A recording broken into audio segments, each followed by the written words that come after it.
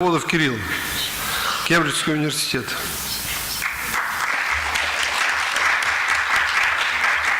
На английском языке приготовьтесь слушать.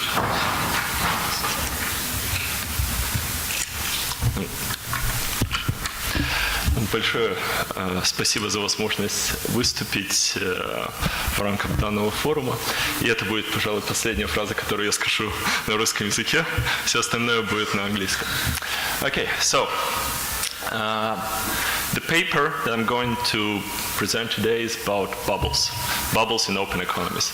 This is a joint work with Henry Buchsteiner, who is also at Cambridge University, and we kind of complement each other. I do the theory, he does the empirics, and in the end of the day we have lots of fun.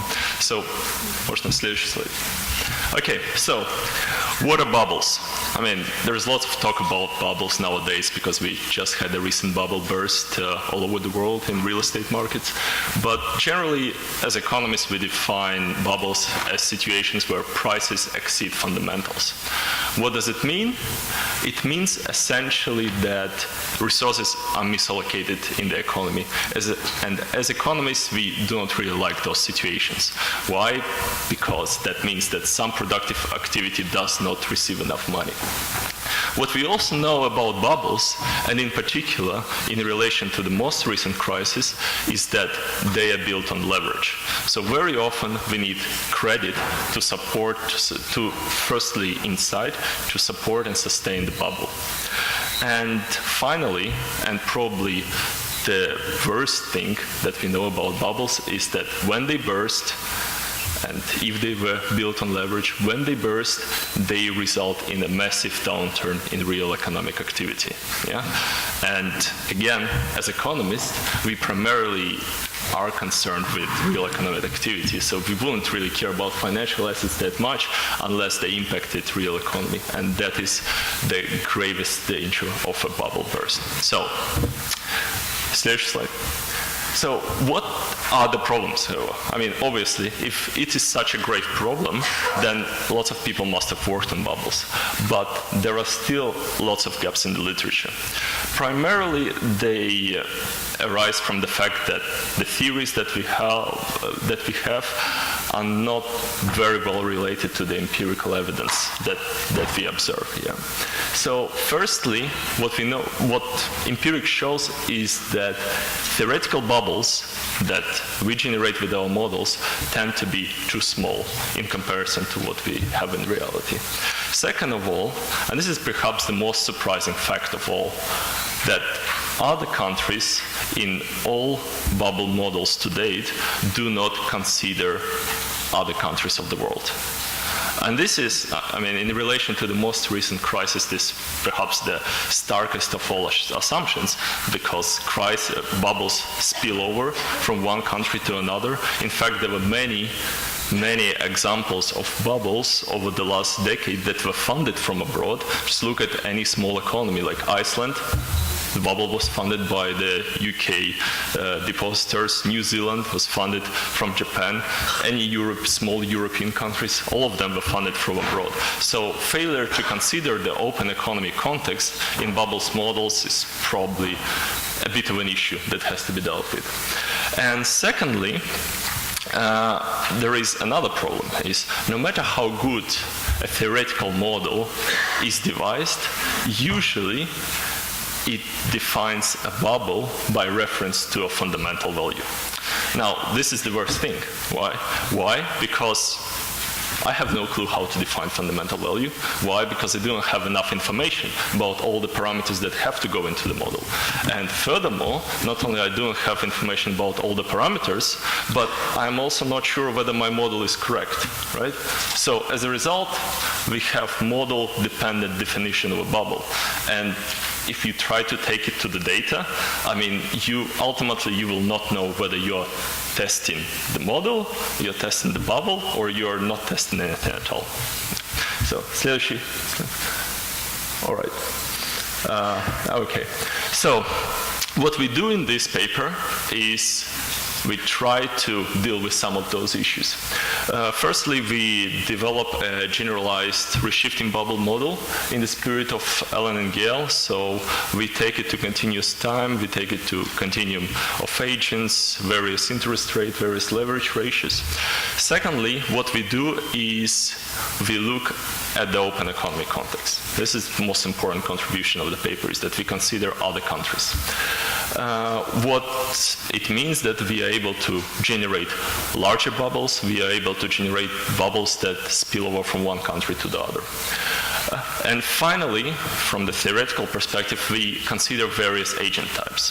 Why? Because in reality, not everybody is alike, right? I mean, we have some agents who are fundamentalists, who look at the present value of future cash flows, but there are also speculators who do not care about cash flows. They are more concerned about growth potential of an asset, and that can be a speculative component of their investment strategy. Furthermore, we consider value investors, so guys like Warren Buffett in particular, right? So these are the guys who require a certain margin of safety before they take on their positions.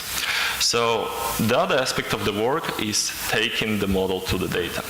And what is important is that in our model, we do not define bubble by reference to a fundamental.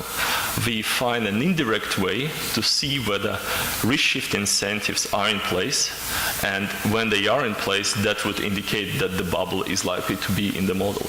And we devise a simple identification procedure and take it to the New Zealand housing market and demonstrate that, in fact, during the period from 2001 to 2003, the country experienced a reshifting bubble that was funded from cheap funding from Japan.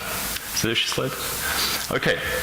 So let me briefly sketch out the theory that is used in the model. So we devise a model that is comprised of risk-neutral agents. They have some initial endowment and they have access to credit. And the credit is a simple non-recourse loan whereby interest rate is set above the risk-free rate. Risk-free rate works as an equalizer in the economy and set at the marginal product of capital and of the aggregate production function. These agents in our world, they have a menu of investment strategies. They can either invest in safe assets at home or abroad, or they can invest in risky assets, also at home and abroad. So all the risky assets will be subject to stochastic drivers of demand. As a result, there will be uncertainty, right? And that uncertainty, as we will see, will influence their decision making. So what we do next, once we define the agents, we derive the pricing function for each agent type. As I said, we consider fundamentalists, speculators, and value investors. And then we note a very important thing. And this is the derivative on the slide, yeah? So the first order effect of the volatility increase on the price of agents in our economy, in principle, should be zero. Why? Because agents in our economy are risk neutral, so they should not care about the risk. However, when we are in a bubbly state, what happens is that agents start to love risk. In other words, which is not consistent, right? I mean, if they love risk, then it must be the case that the economy in a bubble state. We can prove it formally as well, but intuition should be clear. So next slide. So this is a very simple output of the model, right? Which suggests that there are essentially three regions for any state of the world, whereby at low gearing ratios or at low leverage ratios, we don't have bubbles in any of the countries.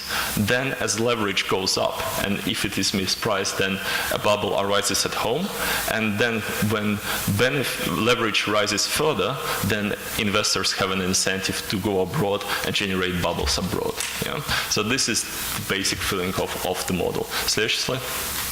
So what are the results? Essentially, can be split into three phases of the bubble: emergence, persistence, and burst.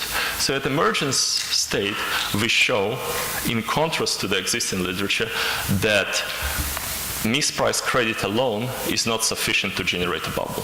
What you need is sufficient amount of leverage, right?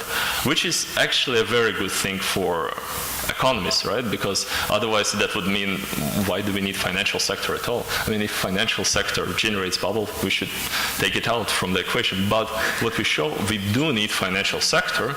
It's just when financial sector is too large, provides too much gearing to the agents, that's when the bubbles kick in. This gives obviously like rise to many policy concerns that are around Europe at the moment when they try to impose a limit on LTV ratio, and that is pretty much consistent with what our models suggest they should do. Second, обратно. And secondly, the important role is played by foreign transaction costs and FX volatility. So when FX transaction costs are low and volatility is high, then bubbles do tend to emerge abroad. Yeah? And when they emerge abroad, we can generate pretty realistic dynamics. So persistence mechanics in our model has two flavors. It's either conventional, which is transaction-based. We have lots of transactions, people transact many assets. Or it is speculative, whereby agents try to ride the bubble. Yeah? And this is a very realistic thing that we get. Like, a lot of people do not transact every second, they hang on to their assets. And burst mechanics in our model arises obviously from two stochastic factors, either the collapse in asset values, unexpected collapse in asset values, or a change in FX rate. Следующий slide. So the final thing that we do is we take our model to the data, and okay, so I don't have enough time to do that, but trust me, we are able to identify a risk-shifting bubble in New Zealand that was funded from Japan in 2001 to 2003. And можно следующий слайд? Еще один. Okay, and to conclude, obviously, the main contributions of the paper are that we look at the open economy setting. Leverage is not necessarily a bad thing, it's just too much leverage is a bad thing, and that is what happened in the run-up to the most recent crisis. And finally, the important theoretical contribution is that bubbles may be hidden in net capital account figures. So it's important to look at gross assets and liabilities rather than net figures, because what we can generate is our bubbles with net zero figures, but that are very huge nevertheless. And finally, our approach provides a straightforward way to identify a risk-shifting bubble in the economy, open economy or closed economy, but we use the example of New Zealand-Japan country pair and show that New Zealand housing bubble was in fact funded from cheap Japanese funding. Thank you very much for your attention. Thanks.